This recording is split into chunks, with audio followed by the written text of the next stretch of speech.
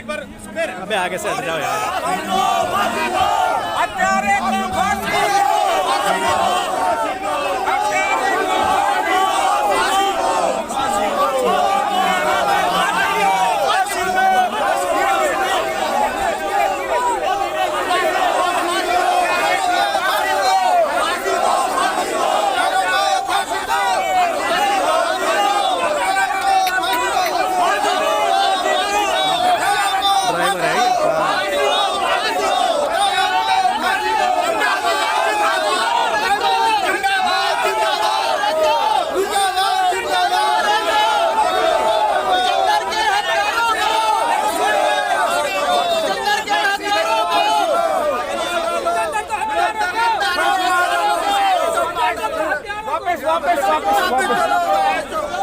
को फांसी दो, फांसी दो, फांसी दो, फांसी दो, हत्यारों को फांसी दो, फांसी दो, फांसी दो, फांसी दो, फांसी दो, फांसी दो,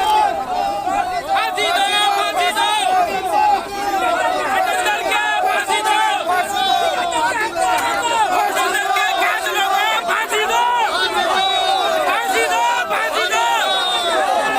फांसी दो, फांसी दो।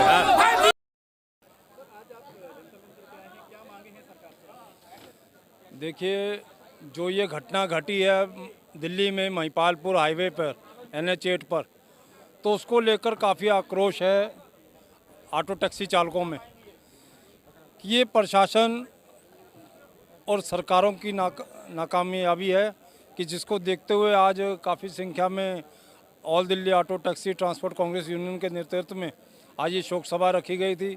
मृतक चालक विजेंद्र शाह जी के अब उसमें तो इसमें कई संस्थाओं के अपना चालक आए हुए थे। तो सरकार से हमारी मांग यही है कि एक तो टैक्सी चालक के परिवार को 1 करोड़ रुपये मुआवजा, दूसरा इसकी फास्ट ट्रैक कोर्ट द्वारा कार्रवाई, तीसरा कि जो परिवार के सदस्य हैं उनको किसी एक को सरकारी नौकरी दी जाए।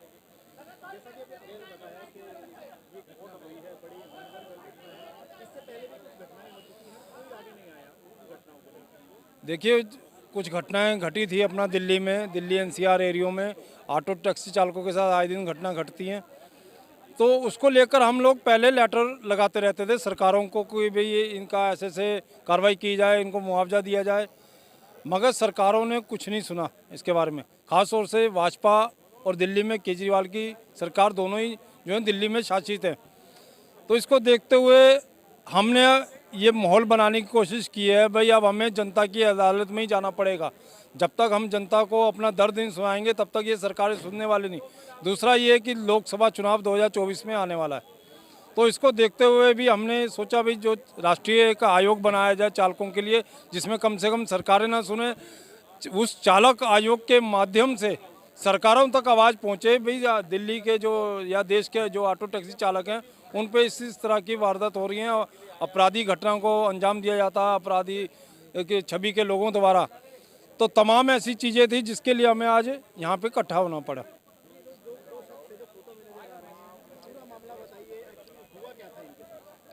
देखिए, इन्होंने अपना जो है टैक्सी बुक की थी, इन्होंने चालक के साथ मारपीट की, उसको चलती गाड़ी से धक्का दिया। धक्का देने के बाद ये गाड़ी लूटपाट करके और उसके पैसे छीन के सीधा मेरठ चले गए।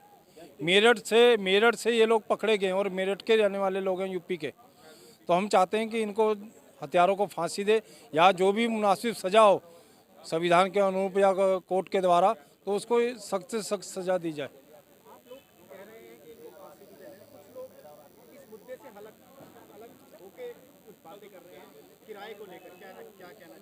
नहीं, देखिए, हम न इस भेड़चाल में नहीं पड़ेंगे। किराए का मुद्दा नहीं है ये। इस समय एक परिवार का एक दिल दहलाने वाली घटना जो दिल्ली में घटी है कि आए दिन क्या ऐसी ग्रास बनते रहेंगे दिल्ली के ऑटो टैक्सी चालक या देश के।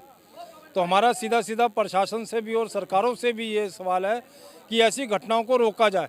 ये आज पीली प्लेट जो कमर्शियल गाड़ियाँ चला रहे हैं, आज उनके साथ हादसा हो रहा, कल को देश या दिल्ली में किसी के साथ भी ये हादसा हो सकता है। ऐसे अपराधियों को तत्काल प्रभाव से एक सख्त कानून बनाकर रोक लगानी चाहिए, जिससे कि उनके दिल में डर और खौफ की जगह बने कानून के प्रति।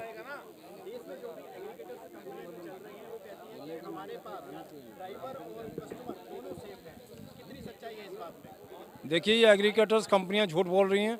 मैं आपको पहले भी बता दूं, जो ये सरकारें आज दिल्ली में सत्ता पर आसीन है, ये समाजदारों को आगे बढ़ा रही हैं, एग्रीकल्चर्स कंपनियों को, ना कि ये चालकों की सुन रही हैं।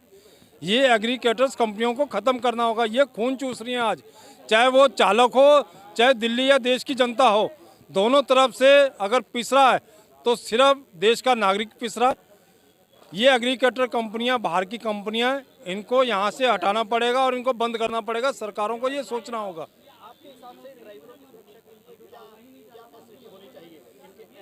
देखिए, ड्राइवरों की सुरक्षा के मद्देनज़र अगर देखा जाए तो हर राज्य सरकार को और केंद्र सरकार को ये नोटिफिकेशन जारी करवाना चाहिए। जो भी यानी कि बेसिस ऐप बने, वो एक सरकारी ऐप बने और उस पर KYC हो, चाहे वो कस्टमर हो चाहे अपना चालक हो, उनकी KYC होनी चाहिए, प्रूफ ID होनी चाहिए उनकी, कि जिससे पता चल सके, ताकि कोई भी वारदात हो तो उस अपराधी तक आसानी से पहुंचा जा सके और उसके खिलाफ कार्रवाई की जा सके।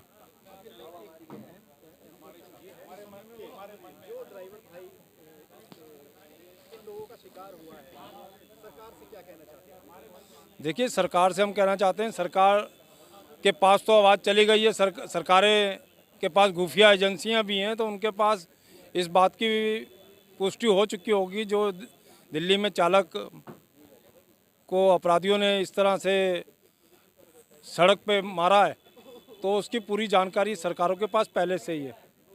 तो हम चाहते हैं कि सरकार इस पर सख्त से सख्त कार्रवाई करे और जो पीड़ित परिवार है उनको मुआवजा राशि प्रदान की जाए, जिससे कि उनका परिवार का पालन पोषण और उनके बच्चों की पढ़ाई लिखाई और आगे उज्जवल भविष्य हो सके।